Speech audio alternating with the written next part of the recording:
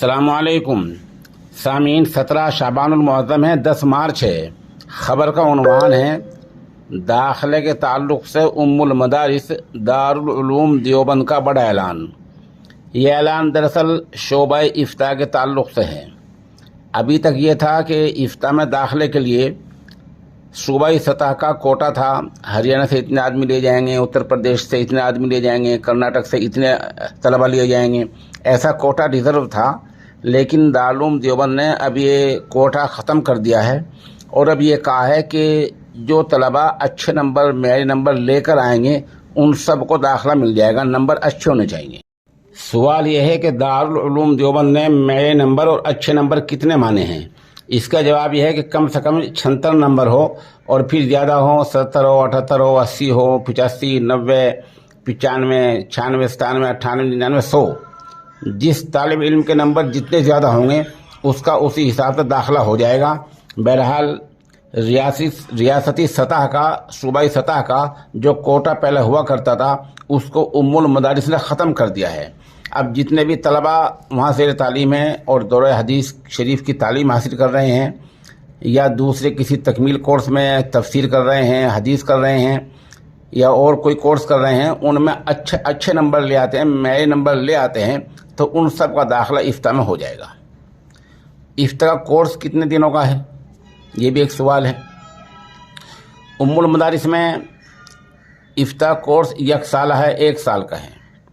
फिर इस 1 साल कोर्स में भी जिसके मेरी अच्छे नंबर आ जाएं उसको तदरीब का मौका मिल जाता है। वो 1 साल तदरीबुल मुफ्ती में लगा सकता है। उसमें मुफ्ती को ट्रेनिंग दी जाती है, सवाल लिखने का तरीका, जवाब लिखने का तरीका, उसकी मशक कराई जाती है।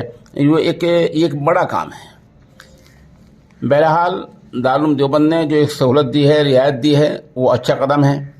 इसमें एक अहम बात यह है कि मनसब इफ्ता की बड़ी जिम्मेदारियां हैं।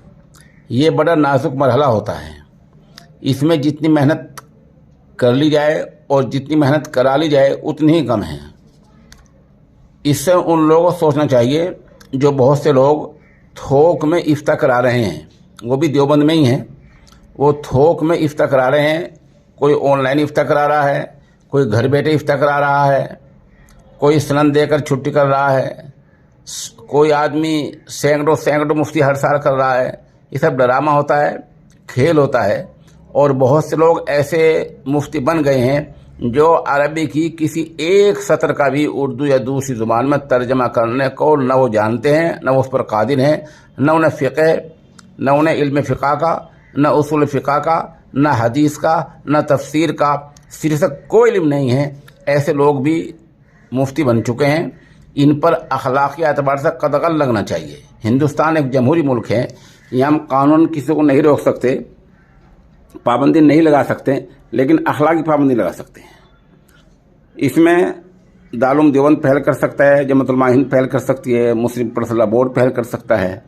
और ये भी एक पहल का तरीका है कि हम इस मयार को मज़ीद ऊंचा बनाएं, जैसे उम्मुल मदारिस में किया है। ऐसी मुझे पहले पता चला था कि मज़ालूम सहारनपुर में भी इसका मयार बहुत ऊंचा है और उन्हीं तलबा का इफ्ता में दाखिला लिया जाता है जिनके दौरे में बहुत अच्छे नंबरात हों। तो बहरहाल इस तरह हमारे इदारे अगर मयार की तरफ बढ़ेंगे तो जो गलत लोग बीच में आ पड़े हैं ये खुद ब खुद इंशाअल्लाह